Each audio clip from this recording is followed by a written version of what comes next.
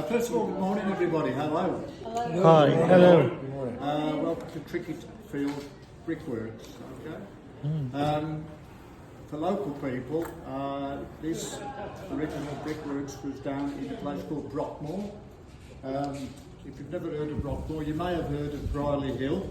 If you haven't heard of Brierley Hill, you probably will have heard of the Merry Hill Shopping Centre. Yeah. So, you know, pretty well wherever you're from, you may have heard of that. So that's the sort of area it was.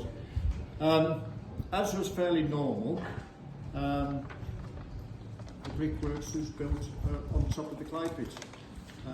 It sounds fairly obvious, but if you think about it, there's no point in transporting clay, tons of clay, 100 miles to make bricks out of it, so you might as well do it over the top. And a lot of the brickworks, before they were actually brickworks, were actually coal mines. Now for some reason, and I'm not quite sure what, and I have asked the question, clay is always underneath coal. So for example, locally, the last coal mine to close around here was Baggeridge, which is a huge coal mine, and that closed in 1968. When they exhausted all the coal, further on down they went to the clay. And if you go down the back of there later, you'll see the original wheel, which is for the lift, the cable lift for the coal mine, before it was actually made into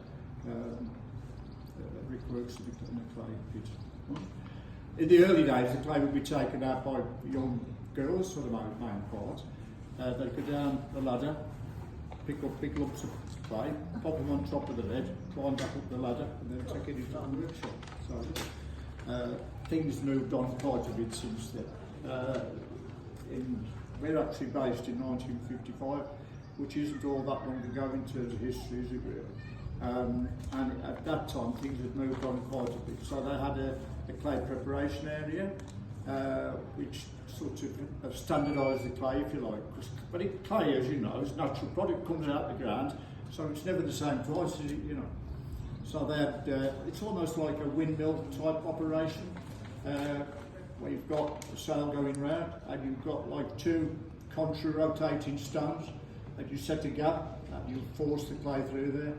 If it's too thick, you add a bit of water. If it's too thin, you add a bit more clay. So you get some sort of consistency.